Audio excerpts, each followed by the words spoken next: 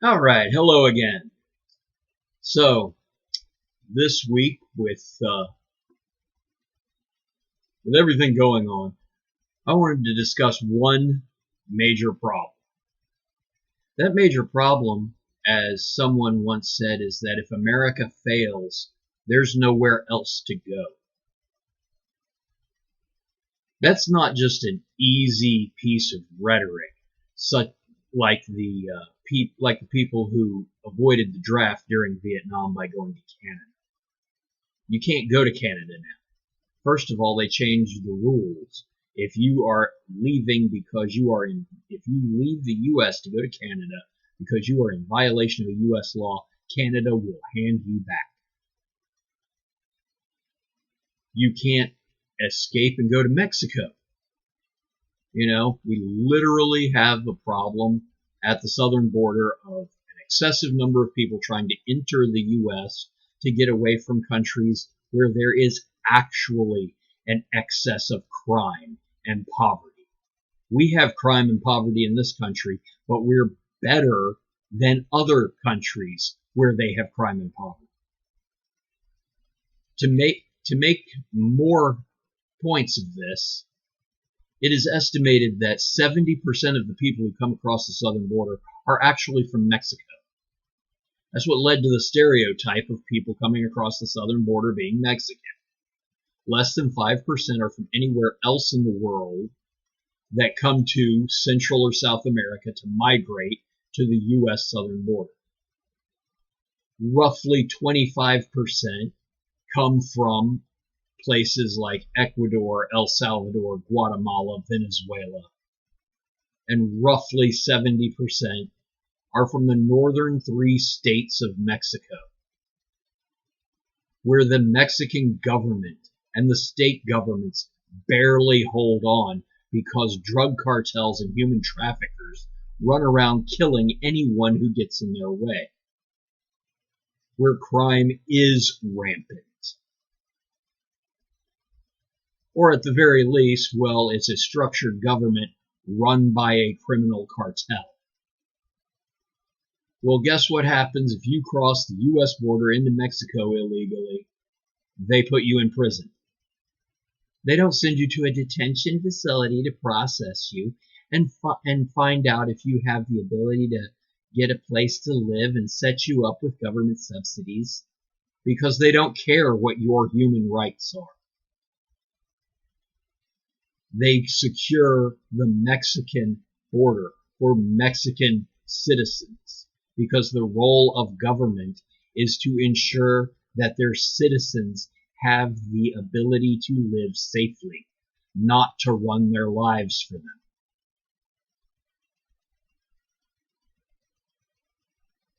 Well, where else in the world could a person leave the U.S. to go to because our government gets out of control?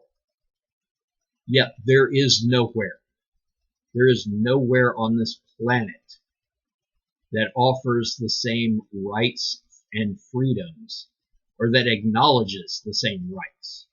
Because as President Reagan once said, the American people have come to the conclusion that rights are something given to them by the government when they were born with these rights. As paraphrased, he said it much better. Our rights are not given to us by the government. The rights that are written into law and written in the Constitution are ours because we exist. Our ancestors wrote into law the limitation on the government to be able to interfere with our rights. Our right to free speech. And yet, guess what? You say the wrong thing and public media will censor you. You say the wrong thing, the government may arrest you. Granted, they're generally going to arrest you if you actually make threats against someone, which is a perfectly legitimate reason in most cases. But allowing or encouraging private corporations to censor American citizens because the government can't do it, so they encourage private corporations to do it on their behalf, that's a load of bullshit. freedom of religion. You can pray anytime, anywhere, to any God.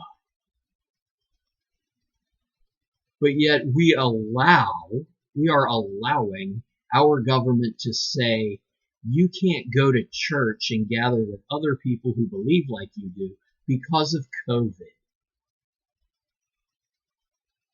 If that is your choice, so be it. If you choose to take your COVID-carrying nasty self to church and risk infecting everyone because you want the blessing, you're not being a blessing. You don't get blessings from higher entities by risking other people's health and well-being for your personal safety and greed and well-being. That is greedy selfishness. That is not selflessness. It is selfish, not selfless. However, we have not yet gotten to a point that, say, Canada has, of sending an armed SWAT team to a church on Sunday to force people out of the building and drag the pastor away. Wow. Germany, 1939. Now, Canada. But it's for the greater good.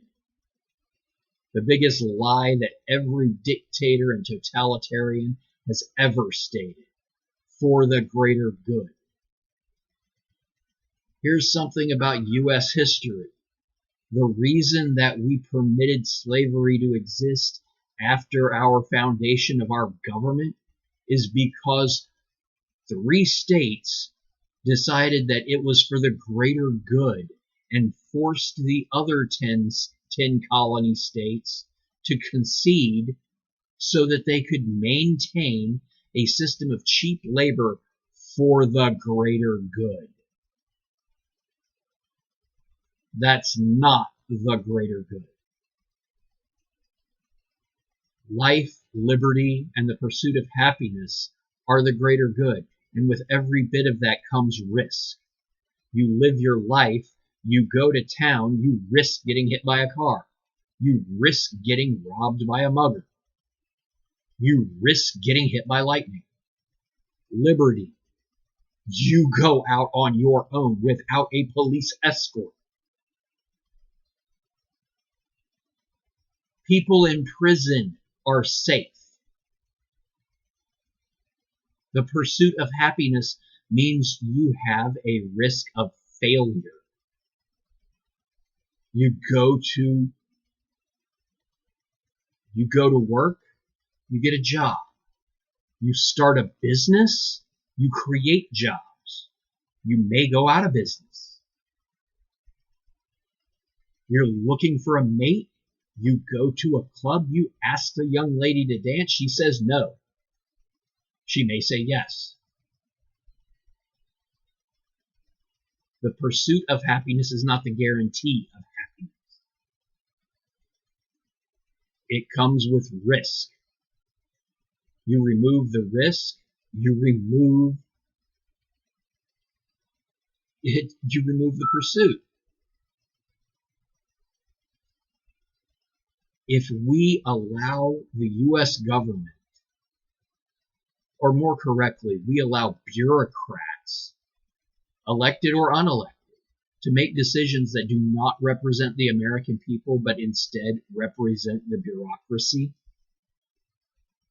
then we are giving away the greatest opportunity that people have to be able to make their lives better. Have some people been at a disadvantage? Yes.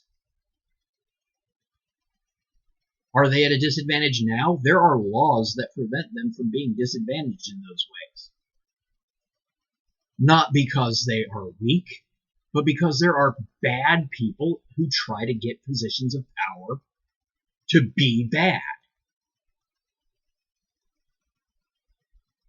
Andrew Carnegie came to the United States as an immigrant from Scotland. He was a poor child who grew up in a freaking orphanage. He had nothing and no advantage. He came to the United States, was one of them foreigners. He worked hard, he worked diligently. He attracted the attention of someone who thought he had great potential, who then encouraged and mentored him. And he became one of the wealthiest people in the United States by the end of his life. He wasn't given privilege. He showed potential. He took advantage of opportunities.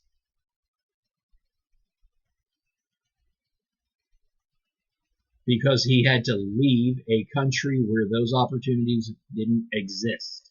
We now live in the United States, where we have all of the opportunities. Our opportunities are so vast that we can stand in the street and complain that people won't give us a chance. Guess what? In an actual place where you don't have a chance, you can't even do that.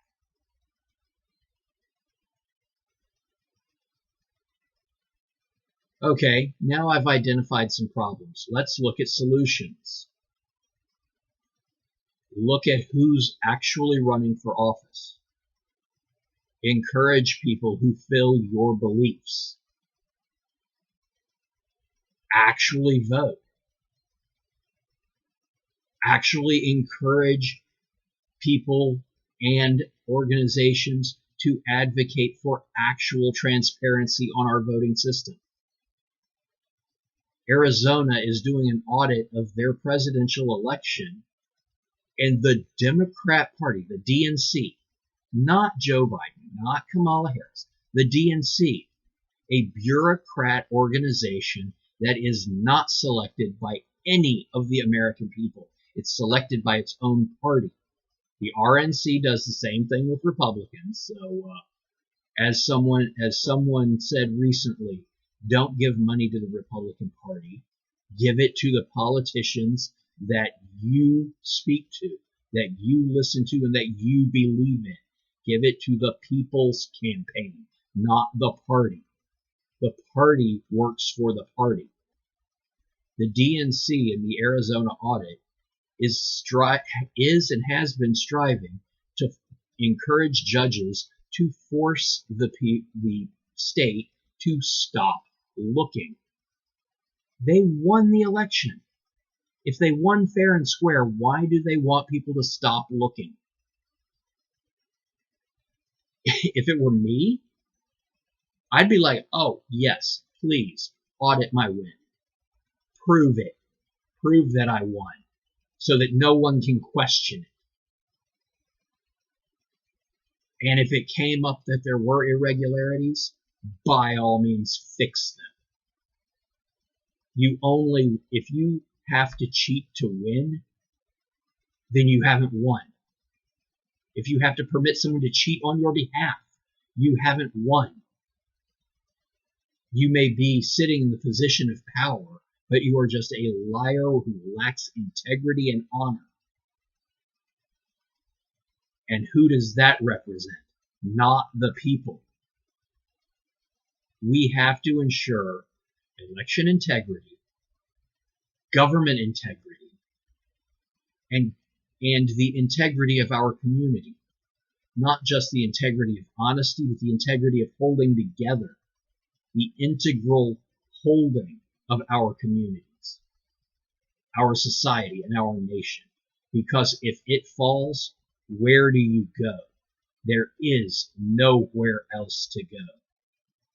Oh, we could go to Britain. Really? Oh, we could go to Australia. Really? During the COVID pandemic, Australia locked down its entire country. You could not travel between states. You cannot leave the nation. If you leave, you can't come back. They opened a bubble to allow people between Australia and New Zealand because, well, after a year, they decided that those two places that are so closely together. You know, they're only a couple hundred miles away, and they're isolated from the rest of the planet. They decided, well, okay, they could open travel between those. As they finally decided, well, if you cross a state line, guess we won't put you in prison. Seriously? At least here in America, our government is required to understand that we, the people, are free. We can walk outside of our house when we choose to, and no one has the right to say anything to the contrary. In other countries, such as Ireland, you get arrested. You get sent to prison you could, theoretically, be sent to prison for walking out to your mailbox. If you do it too many times in a day, because you're only authorized to be outside for a certain number of hours. Seriously? And these are other free countries.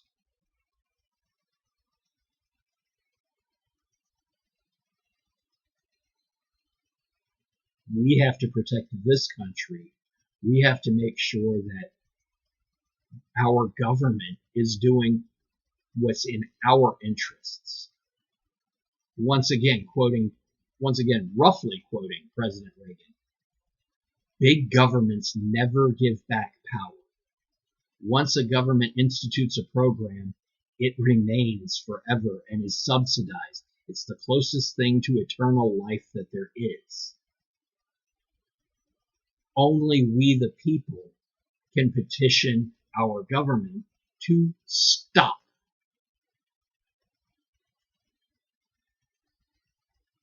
We vote for presidents. We vote for our electors. We vote for our representatives. And if we allow any bureaucrat to believe that we are too stupid, and so they have to do it for us, then we have to stand up and say, no, I don't care what you think. That is our job, our responsibility, and our right. It doesn't matter if the person you voted for won or lost. What matters is that it was done lawfully, legally, and properly.